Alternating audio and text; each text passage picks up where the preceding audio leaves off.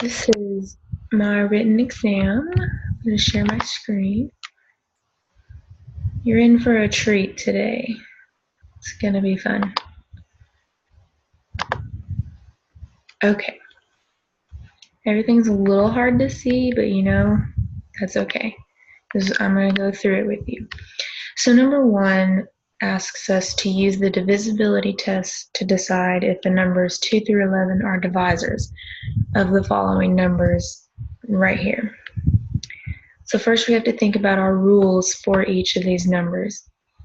2, our rule is if it ends in an even number, then it is divisible. So 684, 4 is divisible by 2. So yes, put that in your box there. 4 over here too in 2064, same thing, but 51 or 1 isn't a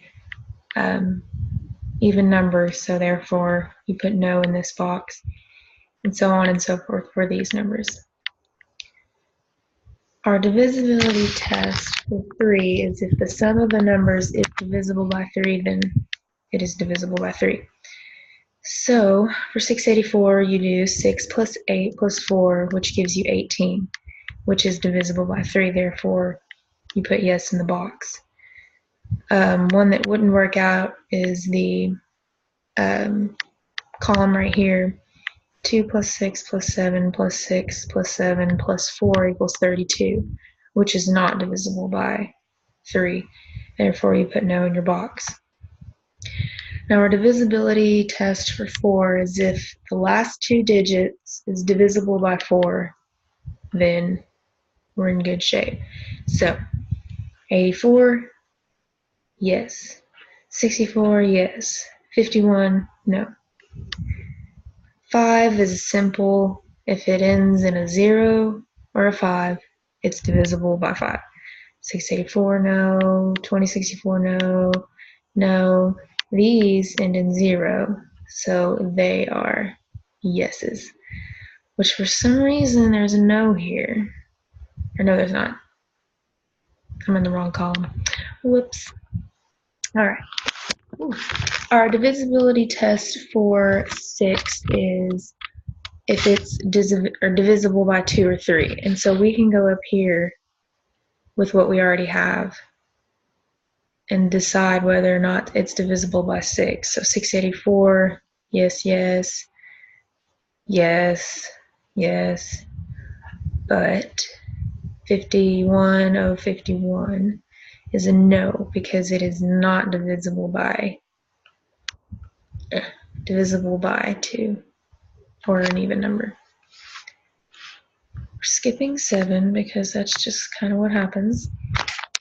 All right, our rule for 8 is if the last 3 digits is divisible by 8.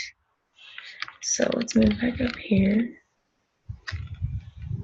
684, no, no, no. This column is a yes, as well as this one. Okay, and all the rules are right here, by the way. So let's move to this page. Our rule for 9 is if the sum of the digits is divisible by 9. So we already have the sum of the digits from 3, so I just took all this information and put it down here. The sum of 684 is 18, so yes. Sum of 2064 is no, 12 no, 27 yes, 32 no, and 27 yes. And our rule for 11 is the alternating sum of the number is divisible by 11, which means for 684, you would do 6 minus 8 plus 4, which equals 2. That's not divisible by 11. One that is this column right here, 644,490. 6 minus 4 plus 4 minus 4 plus 9 minus 0 is 11. So yes, it is divisible by 11. And that is number 1. We're skipping number 2. All right. Number 3 gives us, come on, these colored counters, which they're not colored here, but honestly the color doesn't really matter in my opinion. It's the length of these rods. This one's 1, 2, 3, 4, 5, 6, 7, 8, 9, 10. And our first question asks us which rods will measure the 9 rod. So you got to think of the factors of 9, which are 1, 3, and 9. So the number 1, number 3, and the number 9 are going to be the rods that can make a 9 rod. All right, and B asks us which rods will make up the 6 rod. And the factors of 6 is 1, 2, 3, and 6. So C asks us what the greatest common divisor is of 9 and 6. Well, since we already did A and B, we can look at their factors and figure out which one is the greatest, which in this case is 3. D asks us to place a 10 rod and the 8 rod end to end to make an 18 train, which is what I did here. And then E asks us to find all the lengths of all rods, trains, which will measure an 18 train. So the GCD of 18, or that should be plural, but whatever, are 1, 2, 3, 6, and 9. And then they wanted us to show them. And I did it like this. You can have 18 ones, 2s, 3s, 3 6s, 2 9s. But that's how that would look. And number 4 is also being skipped. Yeah. Okay, on to number 5, which I did it in a really weird way. My mom actually did it, finding the least common multiple, but this is how I did it. So we have a machine with 2 gears, the larger one having 84 teeth and the smaller one having 48 teeth. And right here is where they meet at point A and B. So it's wanting to know how many more revolutions will the smaller gear have to make before A and B meet together again in the same spot. So how I went about it was I drew the smaller gear and I broke it down almost like a clock kind of.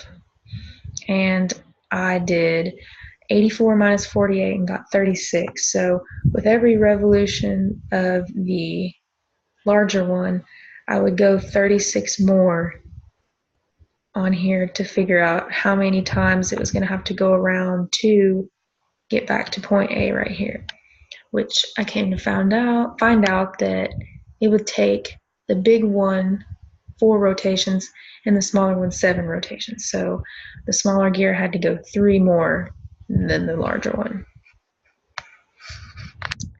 Okay.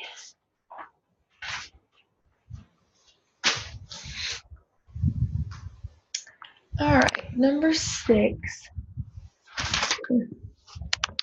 asks us to make a magic square using the following integers. So we've got -7 through -1, and we also have 0 and 1, which is 0 and 1 are already in the box or already given. So to find your magic number, which is the number or the sum of each column horizontally and vertically as well as diagonally. So to find the magic number that's going to be the sum of all these columns is -9. And to find that, you add all the integers together and then divide by the 3 by 3 column. So you divide it by 3. And once you add all these together, you get -27, and -27 divided by 3 is -9, which is your magic number. And And how I went about solving this is I just did trial and error. My first move, I think, was to put the -7 here, which meant this had to be -2. Knowing that, I think I decided to, let's see, what did I do next? Oh, then I did -6 over here, which meant this had to be -1. And then I put the 5 up here and the 3 here. And since these two are diagonal, -3 plus -2 is -5. And to get -9, you needed -4. So I knew that went there. And that's kind of how I did number 6. But that is my written exam. Hope you've had a great time, because I did, even though a few of them are missing, but it happens. Oh, was I not sharing my screen? Oh yeah, I was. Stop share. Okay, I hope that's right. But yeah.